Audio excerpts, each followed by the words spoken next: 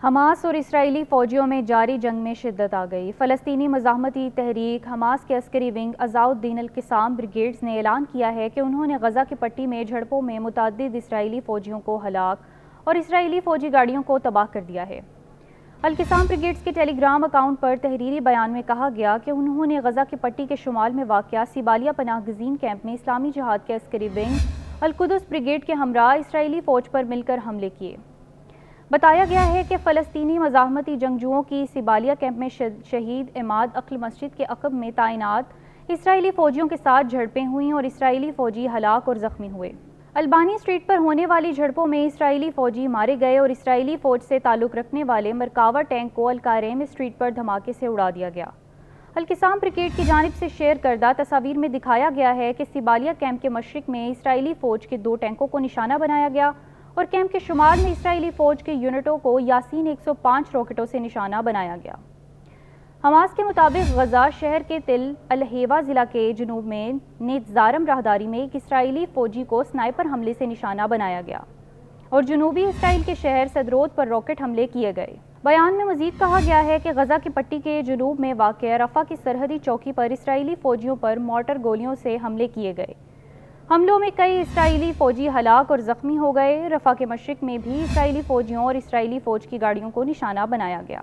حملے میں کئی اسرائیلی فوجی زخمی ہوئے جن کی حالت تشویشناک ہے۔ ادھر شمالی غزہ میں اسرائیلی ٹینکوں نے اپنی ہی فوجیوں کو نشانہ بنا ڈالا۔ اسرائیلی ٹینک کی عمارت پر گولہ باری سے 5 اسرائیلی فوجی ہلاک اور کئی زخمی ہو گئے۔ دوسری جانب اسرائیلی افواج کے نہتے فلسطینیوں پر بربریت جاری ہے۔ غزہ میں اسرائیلی فوج نے نصیرات پناہ گزین کیمپ پر ایک گھر پر شدید بمباری کی جس کے نتیجے میں 20 افراد جاں بحق ہو گئے جن میں خواتین اور بچے بھی شامل ہیں۔ عینی شاہدین کا کہنا ہے کہ اسرائیلی فوج نے پناہ گزین کیمپ کے ایک گھر پر رات 3 بجے بمباری کی جس سے رہائشی عمارت ملبے کا ڈھیر بن گئی۔ امدادی کاموں کے دوران ملبے سے 50 کے قریب افراد کو نکالا گیا جن میں سے 13 افراد کو معمولی چوٹیں آئی تھیں جبکہ 35 افراد کو اسپتال منتقل کیا گیا۔ غزہ کے الاقصی شہداء اسپتال نے تصدیق کی ہے کہ پناہ گزین کیمپ نصیرات سے 35 سے زائد افراد کو شدید زخمی حالت میں لایا گیا۔ ان میں سے 20 افراد مردہ حالت میں لائے گئے تھے جبکہ باقی شدید زخمی تھے۔ اکتوبر سے غزہ کی پٹی پر اسرائیلی فوج کے 7 حملوں میں جان کی بازی ہارنے والوں کی تعداد 35,323 تک پہنچ گئی۔ اقوام متحدہ کے انسانی حقوق فلسطین کے دفتر کے ایک سوشل میڈیا اکاؤنٹ پر جاری کردہ بیان میں بتایا گیا کہ بچے، بوڑھے اور معذور افراد سمیت غزہ کے جنوب میں 6 لاکھ فلسطینی اور شمال میں 1 لاکھ سے زائد فلسطینی اسرائیلی حملوں کی وجہ سے بے گھر ہوئے۔ بیان میں اسرائیلی افواج سے بے گھر افراد کی زندگیوں کو خطرے میں ڈالنے سے گریز کرنے اور انسانی امداد کی تقسیم کو آسان بنانے کو کہا گیا۔ ادھر امریکہ کے قومی سلامتی کے مشیر جان کربی نے اسرائیل کی جانب سے غزہ میں زمینی امداد بند کرنے کی شدید الفاظ میں مذمت کی ہے۔ میڈیا سے گفتگو کرتے ہوئے مشیر قومی سلامتی امریکہ جان کربی نے کہا کہ غزہ میں عارضی امریکی بندرگاہ کے ذریعے امداد بھیجی گئی۔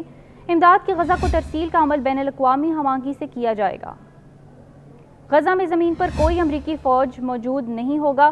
جان کربی نے مزید کہا کہ غزہ کے لیے سرحدی کراسنگ کو کھولنا ہوگا۔ 3 زمینی گزرگاہوں پر امدادی ٹرک غزہ میں داخل ہونے کا انتظار کر رہے ہیں۔ امریکہ اسرائیلی آبادکاروں اور انتہا پسندوں کی طرف سے امدادی قافلوں میں حملوں کی شدید مذمت کرتا ہے۔ جان کربی نے مزید کہا کہ اسرائیل کو حماس کے ارکان کا تعاقب کرنے کا حق حاصل ہے لیکن رفح میں ایسے کسی حملے کے بغیر جو ہزاروں شہریوں کی موت کا باعث بنے۔ امریکہ کا خیال ہے کہ غزہ میں قید اسرائیلی قیدیوں کی رہائی کا بہترین طریقہ مذاکرات ہیں۔